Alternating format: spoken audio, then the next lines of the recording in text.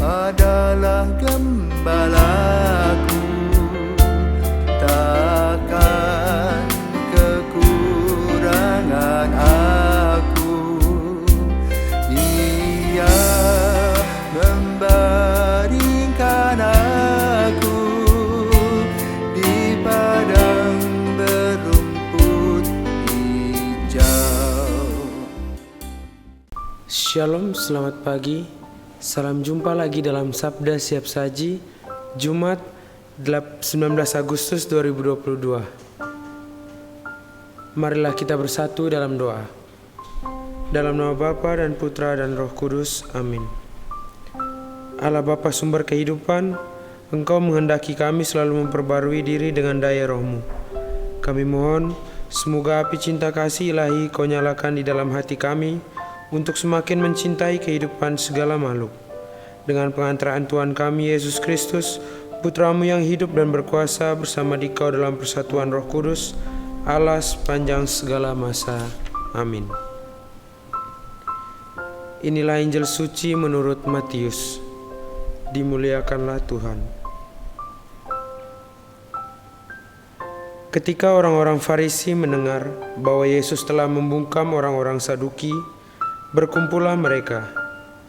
Seorang dari antaranya, seorang ahli Taurat, bertanya kepada Yesus hendak mencobai Dia. "Guru, hukum manakah yang terbesar dalam hukum Taurat?" Yesus menjawab, "Kasihanilah Tuhan Allahmu dengan segenap hatimu, dengan segenap jiwamu, dan dengan segenap akal budimu. Itulah hukum yang utama dan yang pertama. Dan hukum yang kedua yang sama dengan itu ialah, kasihilah sesamamu manusia seperti dirimu sendiri.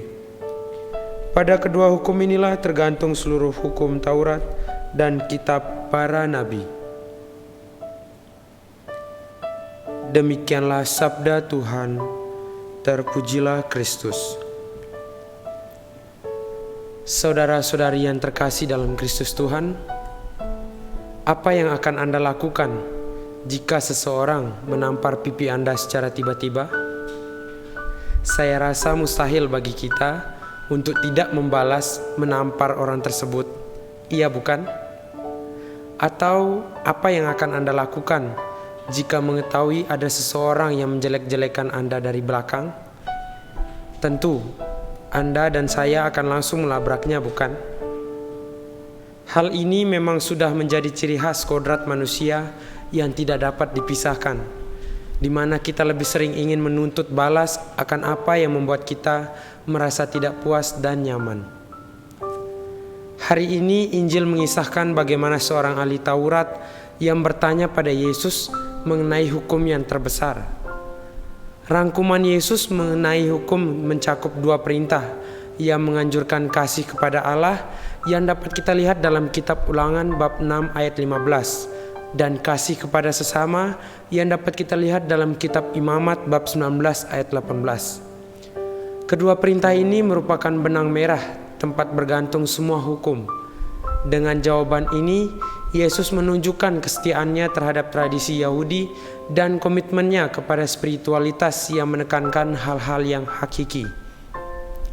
Saudara-saudari yang terkasih dalam Kristus Tuhan, mengasihi dan dikasihi merupakan salah satu kebutuhan dasar manusia, atau juga lebih luasnya setiap makhluk hidup. Dalam levelnya masing-masing, setiap makhluk hidup mempunyai dimensi itu.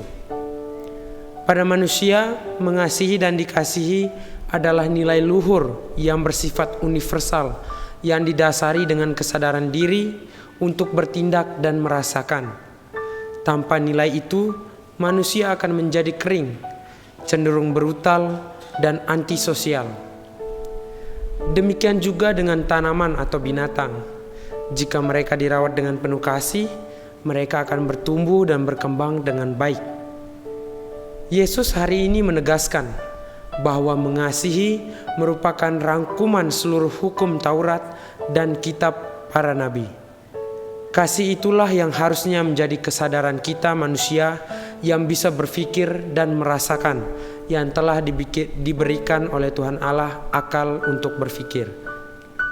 Ada begitu banyak ungkapan kasih, juga pengertian yang bermacam-macam mengenai kasih.